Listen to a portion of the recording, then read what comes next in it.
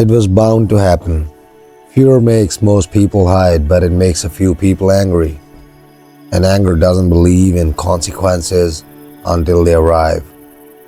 They said his name quietly, after the fact. A man who grew up in those woods, knew every trail, every bend of the creek. He told people you couldn't let something like that claim a place without answering it. He went alone. That's how we know he didn't want to be stopped. The fog came early that night, earlier than it ever had. It rolled in heavy and low, pressing against the town like a held breath. Dogs started whinnying before sunset. Birds went silent, as if someone had flipped a switch. I felt it coming before I heard about it. That pressure again, that tightening behind the eyes, the sense that something was focused. Later, they found his truck near the old path leading up to the hill. Engine cold, door open, flashlight still inside, lying on the seat like it had been forgotten mid-thought. No one followed the trail very far. They said the fog got too thick, that the smell was overwhelming, that the woods felt wrong, like walking into a space already occupied by something that didn't want company. But there were marks this time, not footprints, indentations, as if something heavy had pressed into the ground and lifted straight back up again. No drag, no struggle, just the suggestion of weight and something else. A scorch-like pattern in the leaves, not burned, not crashed, just altered. The plants there never grew back right, pale, twisted, sickly. That night the fog didn't retreat. It stayed until morning. People reported the same thing across town: pressure in the chest, ringing ears, burning eyes, nausea. Radios crackled without sound. Porch lights flickered and died. Children cried without waking. I woke up standing in my hallway. I don't remember getting out of bed. I was facing the front door, hand hovering inches from the knob, heart pounding like I'd been running. The house felt wrong. Too quiet, too still.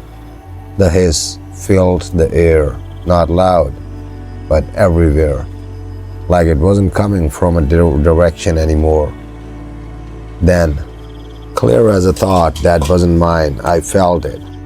Do not follow. Not spoken, not heard, understood. The pressure lifted suddenly, violently, like something had snapped its attention elsewhere. The next day, the town learned what happens when curiosity becomes defiance. They never found him. No body, no explanation. Just another absence added to the silence, and with it came a realization no one wanted to say out loud. The thing didn't need witnesses anymore. It punished deviations, corrected behavior. The hill wasn't a place of mystery now. It was a boundary, and boundaries, once enforced, don't need to be explained again. I used to think what happened was random, that it chose places, moments, circumstances. I was wrong. The first sign was small, so small I almost missed it. I was washing my hands when I noticed the water trembling in the sink, not shaking, not rippling from movement, just vibrating gently, like something nearby was humming at a frequency too low to hear. My eyes started burning. I didn't need to look outside to know the fog was there. I felt it inside, pressure settling around the house, easing itself into the corners, testing the seams. The smell followed, faint but unmistakable, creeping into my thought with every breath. Then I heard it, not the hiss, my name, not spoken aloud, not whispered, recognized. The sound didn't come from outside or inside. It came from me, like a thought surfaced that I hadn't formed. My knees went weak. I gripped the counter to keep from falling. That's when I understood something that made my stomach turn cold. It wasn't observing behavior anymore. It was identifying individuals. I moved slowly to the living room, heart hammering, every instinct screaming at me to stay still, but another instinct, deeper and more dangerous, told me this moment mattered. The low fog pressed along against the windows, glowing faintly, and there, just beyond the glass, I saw it. Not fully. A distortion, a tall interruption in the fog, bending light around it. The red glow pulsed faintly, not bright enough to illuminate, just enough to be undeniable. It wasn't on the hill anymore. It was close, closer than it had ever been. My ears rang sharply. The pressure in my chest became painful. I tasted metal, my vision blurred at the edges, and then, without words, without sound, it made something clear. I had been noticed the first night, the flashlight, the hesitation, the way I didn't turn immediately. I was data. I sank to the floor, back against the wall, breathing shallow, afraid that too much air would draw its attention deeper into me. The hiss returned, soft, layered, like multiple tones overlapping. Then it stopped. The pressure lifted in stages, slow and deliberate, like something disengaging piece by piece. When I finally looked up, the fog was thinning, but the certainty didn't leave with it. I was just a witness anymore. I was part of its record, and whatever it was learning about us, about fear, about limits, I had just crossed from observer to subject. After that night, I stopped pretending it was just happening around me. People began acting like they'd singled out too.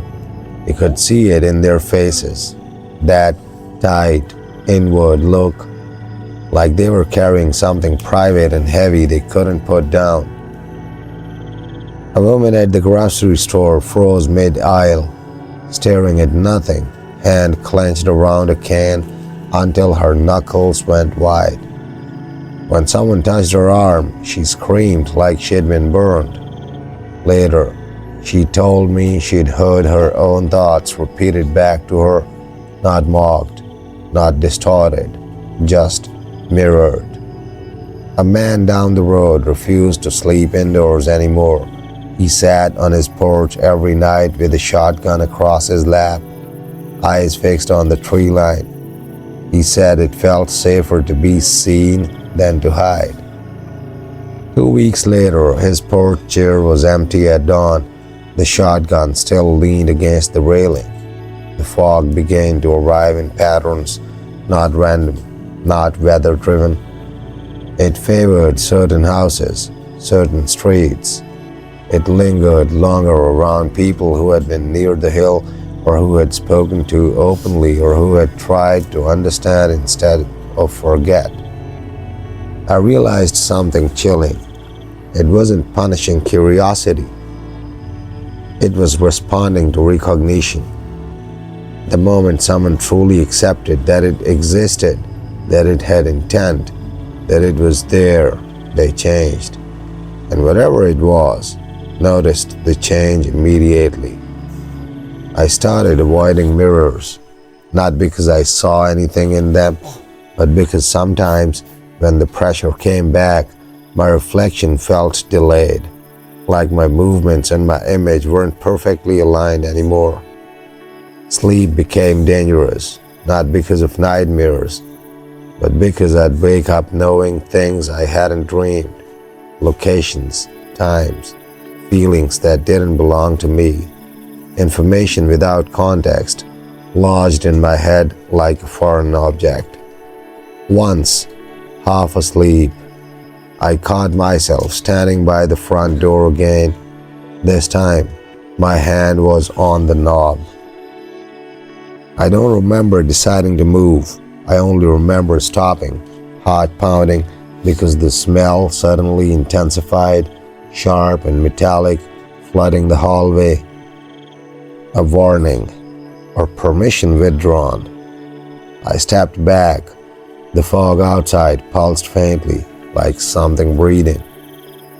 That's when the thought arrived, calm and certain. It doesn't take people who are afraid. It takes people who are ready. I didn't know what ready meant, but I knew deep in my bones that the town was running out of time to pretend this was just a story someone could stop telling. Because stories don't want you back. And whatever lived near Flatwoods had learned how to wait for recognition until recognition became invitation. By now, Flatwoods wasn't a town, not really.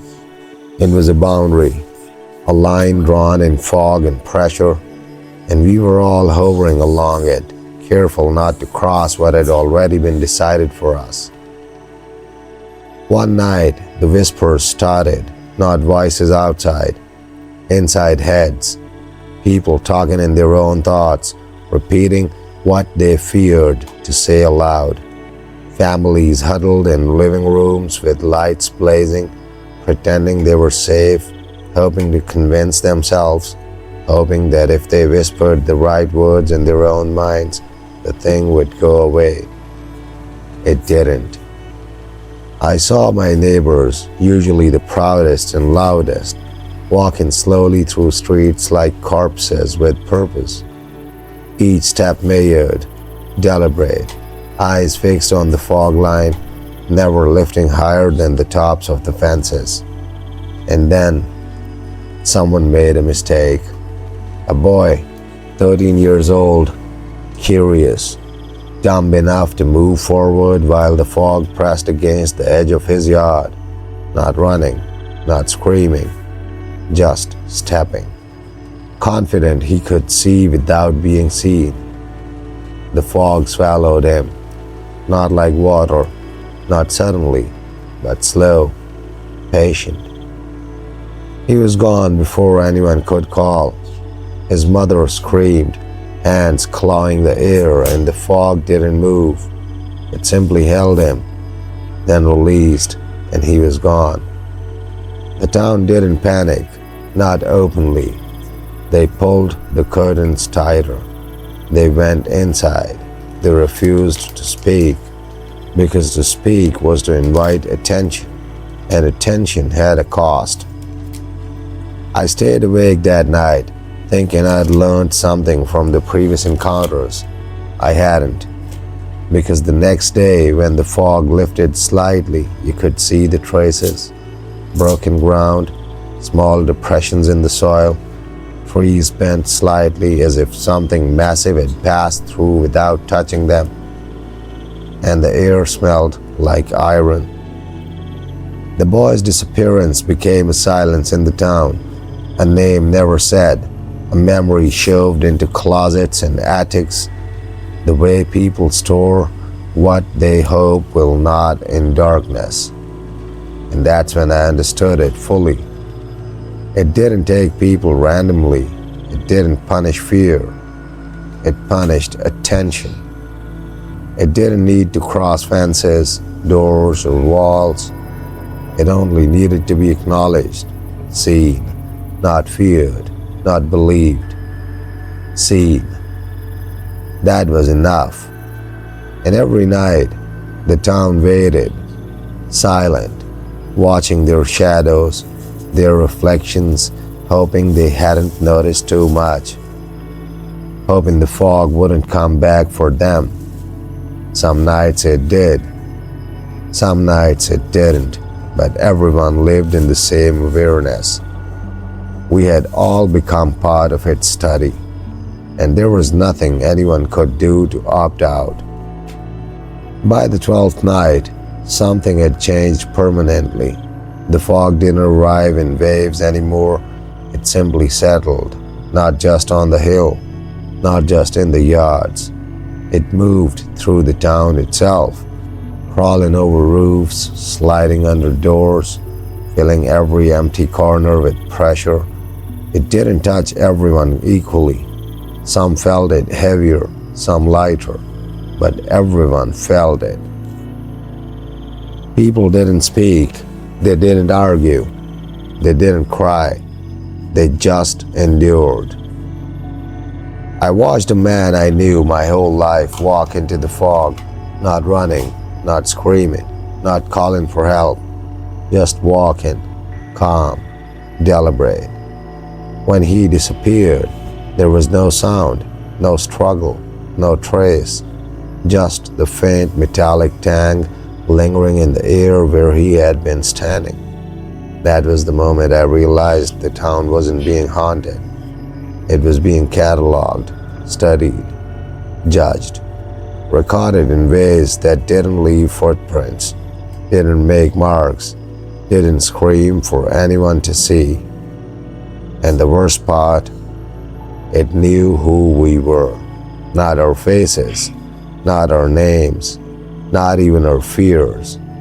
It knew our habits, our weaknesses, the exact way we would react when pressure came. It could anticipate panic, manipulate hesitation, and decide who would vanish next. By the end, Flatwoods wasn't a town. It was a ghost of itself, walking on sidewalks, sitting in chairs, pretending to be normal while carrying a constant, unshakable understanding. To be noticed is to be marked. To be watched is to be chosen. I never went back to the hill. I never spoke its name again. And yet, every time fog rolls in, I feel it brushing against me, patient, calculating, waiting for the next acknowledgement.